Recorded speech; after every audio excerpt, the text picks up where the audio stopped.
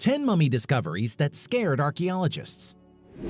If there's one group of people you don't want to mess with, it's the allegedly cursed mummies that have been buried for thousands of years.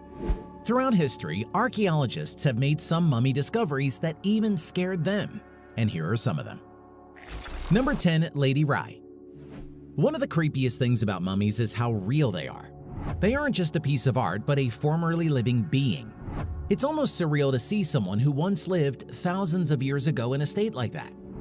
One of the oldest mummies in ancient Egypt belongs to a woman who is now dubbed Lady Rye. Lady Rye was around 30 to 40 years old when she died in around 1530 BC. She was apparently a nursemaid to an ancient Egyptian queen. What's incredible about this mummy is how her hair is almost perfectly preserved to this day. This hair is thousands of years old, and small parts of it seem like they could have been grown a few months ago, albeit unkempt. Lady Rye is the earliest known human to have suffered from atherosclerosis, which is a disease where plaque can build up around your artery walls, reducing blood flow and potentially causing blood clots. Number 9. Ramses II.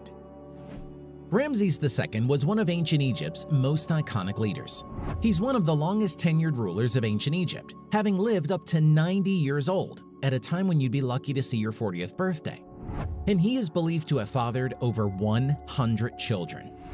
His mummy was found in 1881 by archaeologists who were shocked at how regal it looked. It almost looked like the mummy would still wield unlimited power as he did during his reign. In 1974, the mummy's condition started deteriorating rapidly, and a decision was made to fly the mummy to Paris for treatment. Ramses II was given an Egyptian passport to fly to France, and his occupation was listed as King Deceased. When the mummy arrived in Paris, it was given full military honors that are usually reserved for royalty that arrive in France to this day. Number 8. King Tutankhamun. King Tutankhamun, or simply King Tut, was one of Egypt's youngest rulers, having gained ultimate power at the age of 9. King Tut actually was not that significant compared to other Egyptian rulers when he actually ruled. But when his mummy was discovered in the Valley of the Kings in 1922, it turned him into a household name. His tomb was one of the most extravagant ones archaeologists had ever seen. All sorts of ancient treasures and jewelry were found within it. His funerary mask was incredibly detailed and made of solid gold. And King Tut is probably most famous for actually unleashing the mummy's curse. Opening an ancient Egyptian tomb is thought to lay a curse upon whoever opens it, and the financier of the project to open King Tut's resting place, Lord Carnarvon, died within days of opening his tomb due to a mosquito bite. Number 7. Crocodile Mummy. Crocodiles were a revered animal in ancient Egypt, signified by their strength and viciousness.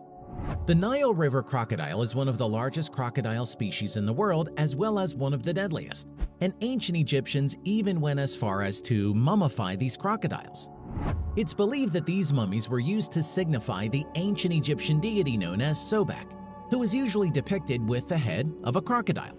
Crocodiles were also considered a symbol of fertility and speed by ancient Egyptians. What's even more amazing is that ancient Egyptians recycled papyrus scraps that they had previously written on to stuff the animals, leading to some never-before-seen ancient texts being discovered after the initial discovery of these crocodiles.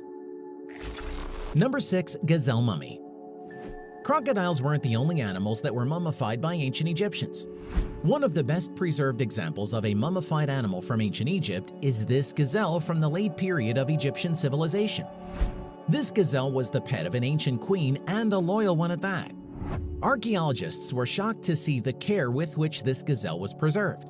It was given the same treatment as one would expect of a mummy belonging to a major king or queen, and was given a royal burial no different to that of a human.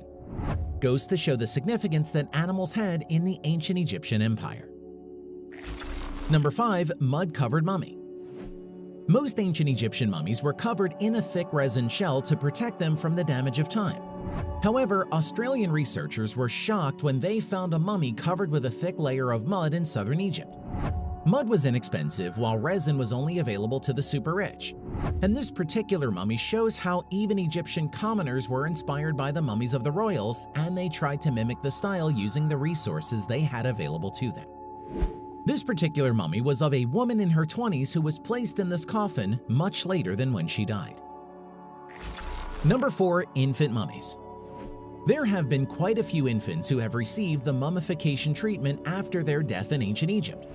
Most of these children were those of kings and queens who died early due to the various diseases we didn't know how to treat back then. In some cases, even fetuses have been mummified. In 2021, archaeologists even announced the discovery of a pregnant mummy with a child inside of her. This was the first known example of a pregnant mummy ever being found. Number 3. Mummy with tattoos. Tattoos may be a sort of fashion statement in the 21st century, especially in the Western world. But for tribes and religions throughout history, it was a tradition that was quite important and in some cases compulsory. At the Deir al-Medina site in Egypt, archaeologists were surprised to find 7 mummified women who had tattoos all over their bodies. One mummy had over 30 tattoos on her body, more than they have ever found on any mummy. It's believed that tattoos held some sort of significance in ancient Egypt, but we don't quite know what, since before these, only 6 other mummies had ever been found donning tattoos. The mummies found in Deir al-Medina were of artisans who worked on various art projects in the region, and their tattoos might be a symbol of their artistic expression. Number 2. Chinchorro mummies. Mummies are some of the most iconic aspects of the ancient Egyptian civilization, but not all mummies come from ancient Egypt. In fact, some of the oldest mummies in the world are the Chinchorro mummies, which were found in northern Chile and southern Peru. Now, these mummies weren't nearly as lavishly decorated or well-preserved as their Egyptian counterparts, but they date back to 7020 BC, back when there wasn't even an Egyptian civilization. Some of these were naturally mummified, while in later years they were carefully preserved the same way ancient Egyptians were. Some of these mummies included infants, men, women, and pretty much anything you can think of. There were a total of 282 mummies found in the area after the initial discovery in 1917. The Chinchorro people started to artificially mummify their dead around 5000 BC, which is 2,000 years before the ancient Egyptians got a hold of the idea. This also goes to show how little we knew about the New World in the Western Hemisphere and how it's not so new after all. Number 1. Hatshepsut. Hatshepsut was the 5th pharaoh of the 18th ancient Egyptian dynasty. She is considered one of the most powerful women in history and the most successful female Egyptian monarch, as well as one of Egypt's most prolific rulers. Some have referred to Hatshepsut as the greatest woman in history, but despite her significance, we didn't even know where she was buried until very recently.